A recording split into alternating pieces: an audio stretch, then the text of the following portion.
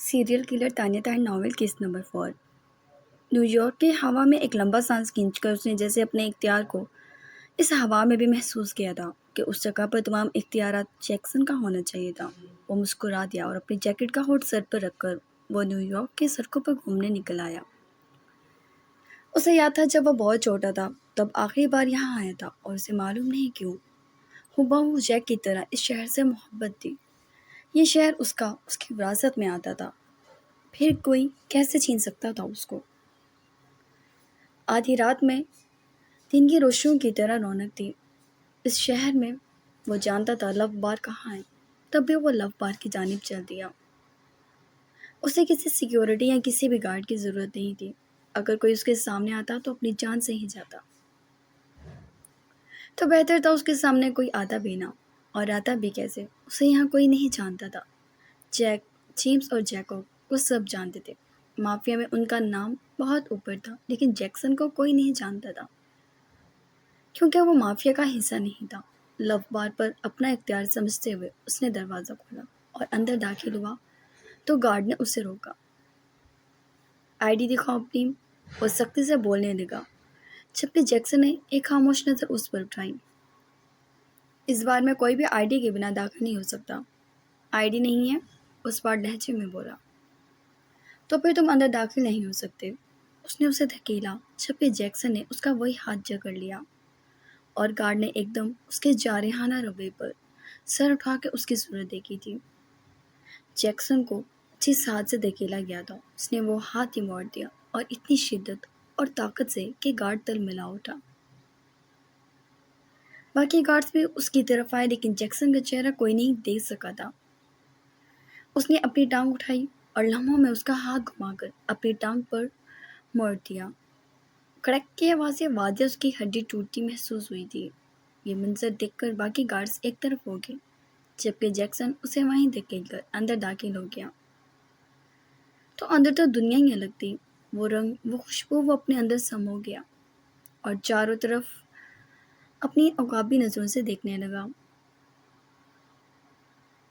اسے دادا نے لگژریز دی تھی، لیکن جو شخص 365 دنوں میں سے بمشکل 80-90 دن باہر گھومتا تھا اور باقی سارا دن جیل میں گزارتا تھا، اسے لگژریز کی خاص ضرورت نہیں تھی، اور اگر وہ لگژری کے ساتھ چلتا تو اسے یقیناً کوئی نہ کوئی پہچان لیتا۔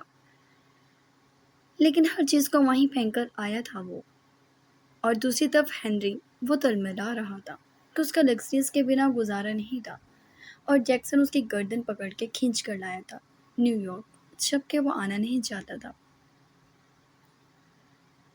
اس نے چاروں سمت دیکھا تو شیشے کے بنے کیبنز میں شاید اس بار کے عارضی مالک بیٹھے تھے۔ وہ ڈرنک کر رہے تھے اور نیو یارک کی خوبصورتی ان کے ارد گرد موجود تھی۔ وہ جانتا تھا آرتھر پارکر کو، اس تصویر کو ٹارگٹ وہ کر چکا تھا۔ وہ آگے بڑھا اور ویٹر سے ایک وسکی ریڈی کرنے کے لیے کہا۔ ویٹر نے اس کو وسکی دی اور وہ مڑ کر ایک ایک گھونٹ اندر اتارتا جائزہ لے رہا تھا۔ اس نے توجہ دی تو اسے جولین بھی اوپر سیڑھیوں سے نیچے نشے میں دھت اترتا کسی لڑکی کے ساتھ دکھائی دیا تھا۔ وہ ہلکا سا مسکرا دیا۔ عورت زنگ تھی جسے مرد خود لگاتا تھا، اپنی صلاحیتوں کو خود اپنے ہی ہاتھوں سے ختم کرتا تھا۔ لوگ اچھل کود کر رہے تھے، ناچ رہے تھے۔ وہ جانتا تھا یہ نیو یارک کی سب سے امیر کلاس ہے جو آدھی رات کو اس کام میں مگن تھی۔ وہ چند لمحے ان سب کو دیکھتا رہا اور اپنا مشروب پیتا رہا کہ اچانک دروازہ کھلا اور وہ شخص جسے وہ کبھی زندگی میں دیکھنا نہیں چاہتا تھا وہ اندر داخل ہوا۔ تو اس کے ہاتھ کی مٹھی میں کسی کے بال قید تھے، اور وہ شاید چلانا چاہ رہی تھی، لیکن اسے جان بوجھ کر گھسیٹ کر اندر لا رہا تھا۔ بند کرو یہ ناچ گانا، بھاسکر کی دھاڑ پر ایک دم چاروں طرف سناٹا چھا گیا۔ وہ سب اس لڑکی کو دیکھنے لگے۔ جولین کا کہکا ابھرا، اب اس نے کیا کیا ہے ڈیڈ؟ وہ نشے میں جھومتا باپ تک پہنچا۔ وہ لڑکی سہمی سہمی نظروں سے کسی کی منتظر تھی، شاید وہ دلچسپی سے یہ منظر دیکھ رہا تھا۔ اور کیبن کے اندر بیٹھے آرتھر نے جب باہر خاموشی محسوس کی تب وہ اٹھ کر باہر آ گیا، اور اس لڑکی کو دیکھ کر اس نے باپ کو دیکھا۔ یہ سب کیا ہے ڈیڈ؟ اس لڑکی کو کسی نے پارکر کی گرفت سے آزاد نہیں کرایا تھا۔ پارکر نے اس کے بالوں کو جکڑ کر پوری طرح جھنجھوڑا۔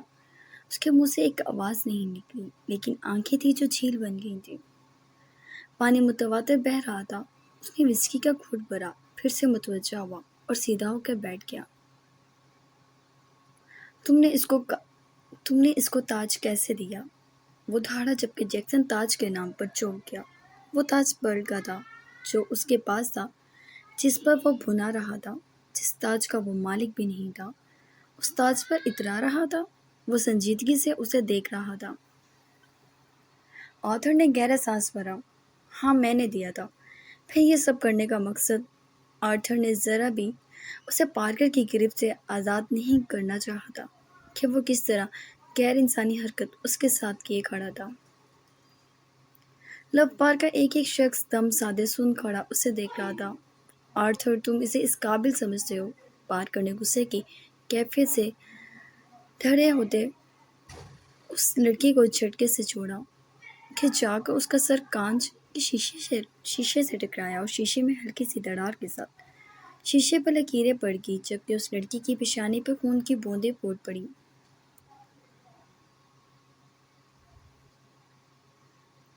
جیکسن نے گردن گھما کر دیکھا۔ ان سب میں سے صرف یہ ویٹر ہی تھا جو بے چین ہو رہا تھا، جبکہ آرتھر باپ کے سامنے کھڑا ہو گیا۔ میں نے آپ سے کہا تھا آپ اسے ہاتھ نہ لگانا، وہ پھنکارا۔ میں اس کی جان لے لوں گا اگر تم اس سے کوئن بنانے کا سوچا بھی۔ میں سلنڈر کرتا ہوں، جو اور چیز بھی طرح تم کہو گے ہم اگلی ڈیلنگ اسی طرح کریں گے، یہاں تک کہ میں خود بہت جلد تمہیں مافیا کا راج اپنے ہاتھوں سے پہناؤں گا۔ تم اس نیچ کی وجہ سے مجھے اریٹیٹ کرنا بند کرو۔ وہ اس کے شانوں پہ ہاتھ رکھتے نخوت سے بولتے چلے گئے، جبکہ آرتھر مسکرا دیا۔ یعنی آپ سمجھ گئے۔ وہ مسکرایا اور ایلے نے حیرانگی سے اس کی جانب دیکھا۔ وہ دنیا کا پہلا انسان تھا جس نے اسے اتنی نرمی سے بات کی کہ وہ حیران رہ گئی، اور اتنی جلدی اس کی نرمی بھی مائل ہو گئی کہ اس کے بارے میں سوچنے لگی۔ اور ڈوبنے والے کو تو تینکی کا سہارا چاہیے تھا، اور اسی طرح ایلے کے ساتھ ہوا تھا کہ یہاں کسی نے نرم لہجہ کیا نہیں، اور وہ اس لہجے کی بھوک میں اس کی طرف مائل ہونے لگی۔ ایلے حیران نظروں سے اسے دیکھ رہی تھی۔ آرتھر کی بات پر پارکر نے گہرا سانس بھرا۔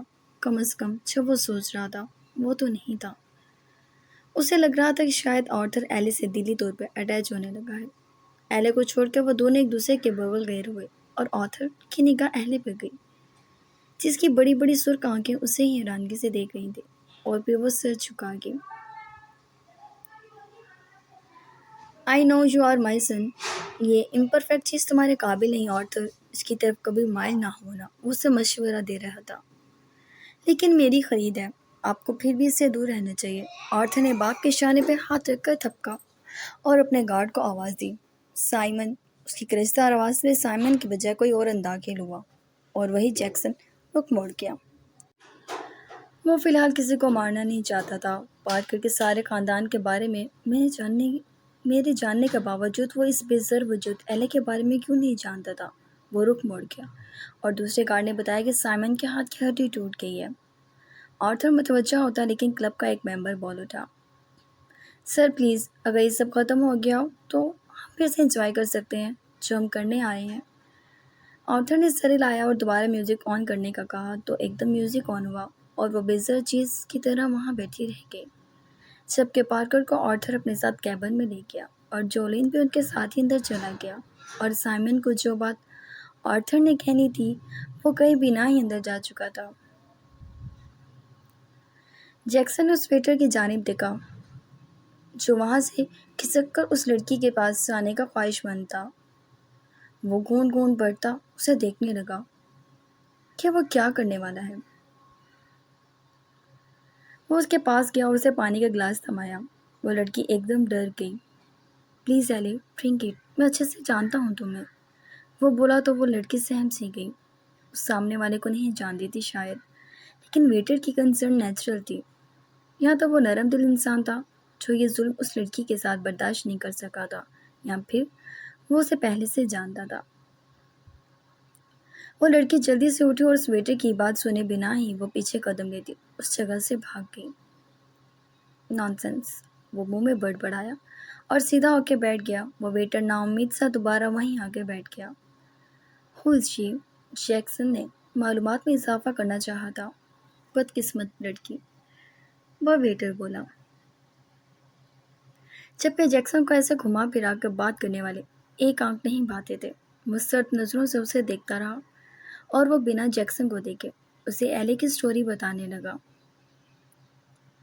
پارکر کی ستیلی بیٹی ہے۔ پارکر اس بار کا بلکہ نیو یارک کا مالک ہے اور آرتھر آنے والا مالک۔ روبو فیملی کا تھا یہ سب، اس نے معلوم ہے کیا کچھ کر کے یہ سب ان سے چھین لیا۔ اور ایک یہ، وہ ڈرنک بناتا ایک دم رکا۔ یہ تو بہت ہی بدقسمت لڑکی ہے، بول نہیں سکتی بیچاری۔ وہ سکون سے اپنی ڈرنک پیتا سر ہلا رہا تھا کہ ایک دم رکا، آنکھیں سکیڑ کے اسے دیکھنے لگا۔ کیوں؟ سوال فضول تھا مگر وہ کر گیا۔ معلوم نہیں کیوں، جتنا ظالم پارکر ہے مجھے تو لگتا ہے اس نے ہی اس کی آواز چھین لی ہے۔ وہ ویٹر پارکر سے کچھ زیادہ ہی نفرت کرتا تھا۔ جیکسن نے گہرا سانس بھرا۔ اور اس کی ماں بھی اسے نفرت کرتی ہے کیونکہ یہ گونگی ہے، لیکن سننے میں آیا ہے آرتھر سر نے $5 ملین میں اسے خرید لیا ہے کیونکہ اس کا بھائی یہ جولین نشی اس نے اسے جوئے میں ہار دیا تھا۔ اور جیکسن ایک دم ہنس دیا، حالانکہ عام طور پہ وہ اتنا ہنسنے کا عادی نہیں تھا۔ پیٹر نے برا سا منہ بنا کر دیکھا، اسے شاید وہ ہمدردی کے 2 لفظوں کا منتظر تھا، اور اس کے ہنسنے پہ وہ اس سے گھورنے لگا۔ ویری انٹرسٹنگ، وہ بول کر اٹھا اور چند نوٹ رکھ کر وہاں سے مڑ گیا۔ جبکہ وہاں سے نکلتے ہوئے اس نے پارکر، آرتھر اور جولین کو کن نظروں سے دیکھا، وہ اس بات کی گواہ تھی کہ ان سب کی الٹی گنتی شروع ہو گئی ہے۔ وہ باہر نکلا تو وہ گارڈز اسے دیکھ کر دور خود ہی ہو گئے۔ وہ سامنے کی جانب چلنے لگا۔ نیو یارک گھومنے کا دل تھا، خوشگوار ہوا میں وہ سڑکوں پر شاید تنہا ہی تھا، اور رات تو اسے ویسے بھی پسند تھی، جب ہر طرف خاموشی، سیاہی اور سکون طاری ہو جاتا تھا۔ وہ سامنے چلتا گیا تو اچانک اس کی نگاہ اسی لڑکی پہ پڑی تھی۔ اسے بالکل انٹرسٹ نہیں تھا کہانی کے اس کردار میں۔ اور انٹرسٹ کیسے ہوتا؟ وہ صرف ایک لڑکی تھی جو کافی مظلوم تھی۔ وہ بیزاریت ہی وہاں سے گزر جاتا کہ اسے قدم روکنے پڑے۔ شاید آرتھر کے گارڈ اسے ڈھونڈ چکے تھے اور وہ سرعام روڈ پر گھومتی ان سے چھپنے کی کوشش کر رہی تھی۔ اس گارڈز نے بھی اسے ویسے ہی ٹریٹ کیا جیسے پارکر کر رہا تھا، بالوں سے جگڑ کر اس کو کھینچا اور وہاں سے لے کر دوبارہ لو بار میں جانے لگے کہ نہ چاہتے ہوئے بھی، صرف اور صرف پارکر کو جھلسا دینے کے لیے اس نے اس گارڈ کا ہاتھ جکڑ لیا۔ ہوڈ پہنے، ماسک کو بھی چہرے سے ڈھانپے، وہ بالکل کسی بھی شناخت میں نہیں آ رہا تھا، اور یہ گارڈ لو بار کے باہر کھڑے گارڈ سے مختلف تھے۔ کون ہو تو؟ کون ہے تو؟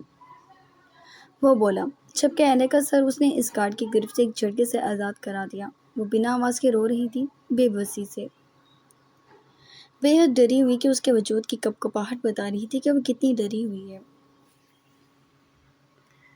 میں نے کہا، کون ہو تم، اور تمہاری جرأت کیسے ہوئی میرا ہاتھ پکڑنے کی؟ وہ گارڈ اپنی بے عزتی پر تل ملایا اور اس نے جیکسن پر ہاتھ اٹھانا چاہا تو جیکسن نے کھینچ کر مکہ اس کے منہ پر مارا۔ وہ جیکسن پر ہاتھ اٹھا رہا تھا، روبو فیملی کے سب سے بڑے پاگل پر۔ جان سے تو اس نے جانا ہی تھا۔ اس نے جیسے ہی مکہ اس کے منہ پر مارا وہ دور جا گرا اور اس کے ناک اور ہونٹوں سے خون بہنے لگا۔ وہاں کھڑے دوسرے گارڈز بھی اس پر حملہ کر چکے تھے، جنہیں ہینڈل کرنا جیکسن کے لیے مشکل نہیں تھا۔ وہ اتنی چھوٹی عمر سے اپنا دفاع کرتا آ رہا تھا کہ اب اسے کسی چیز کا ڈر نہیں لگتا تھا، اور اس جیسے وحشی کو ڈر کسی سے لگ بھی نہیں سکتا تھا۔ گارڈز کا تو حلیہ وہ چند لمحوں میں بنا بولے بگاڑ چکا تھا، اور پھر وہ اسی گارڈ کے پاس بیٹھ گیا۔ پارکر کو کہنا تمہاری موت آ گئی ہے۔ اس نے اسی کے خون سے اس گارڈ کے کپڑوں پر جے بنا دیا اور ہاتھ جھاڑ کے وہ کھڑا ہو گیا۔ وہ گارڈ وہیں پڑے رہ گئے، شاید بے ہوش ہو چکے تھے، کیونکہ شکر تھا اس نے انہیں زندہ چھوڑ دیا۔ جیکسن نے ایک نگاہ بھی ایلے کو نہیں دیکھا۔ اور وہاں سے مڑ گیا جب کہ ٹراؤزرز کی جیب میں ہاتھ ڈالے وہ پھر سے نیو یارک میں مصروف ہو چکا تھا کہ اس کا سیل فون بجنے لگا۔ ہینری کی کال تھی۔ ہاں بولو، اس سوال کرنے لگا۔ جیکس سسٹم ہیک نہیں ہو رہا جیکس سسٹم ہیک نہیں ہو پا رہا اٹس رانگ۔ ہینری کو جس کام پر لگا کر آیا تھا شاید وہ ناکام ہو چکا تھا۔ وہ خاموش ہو گیا۔ مجھے سسٹم ہیک چاہیے ہینری، تمہاری زندگی کے لیے اتنی بات کافی ہے۔ وہ رک گیا۔ اس نے محسوس کیا کہ اس کے پیچھے کوئی ہے اور وہ مڑا تو ہیلے کو اپنے پیچھے چلتا دیکھ کوفت زدہ ہو گیا۔ کافی ہونی چاہیے، اس نے اس کی صورت دیکھتے بات مکمل کی۔ جبکہ وہ سر چکائے ہاتھوں کی انگلیوں میں انگلیاں پھنسائے اس کے پیچھے کھڑی تھی۔ وہ رک گیا، وہ بھی رک گئی تھی۔ لیکن مجھے تمہاری ہیلپ چاہیے، مجھ سے نہیں ہو پا رہا۔ ہینری چلایا کہ نیند سے اس کا برا حال تھا اور کام پورا نہیں ہوا تھا۔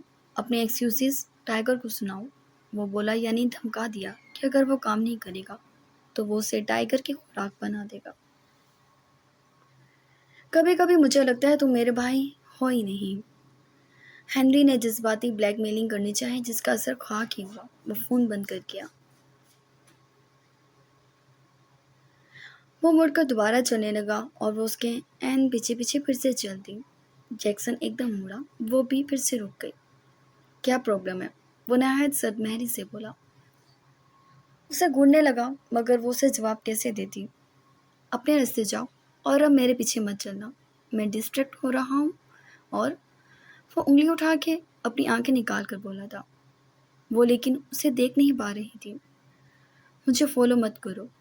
اچھا بھلا وہ سکون محسوس کر رہا تھا اور اس بیکار سی لڑکی کی وجہ سے سب کچھ برباد ہو رہا تھا۔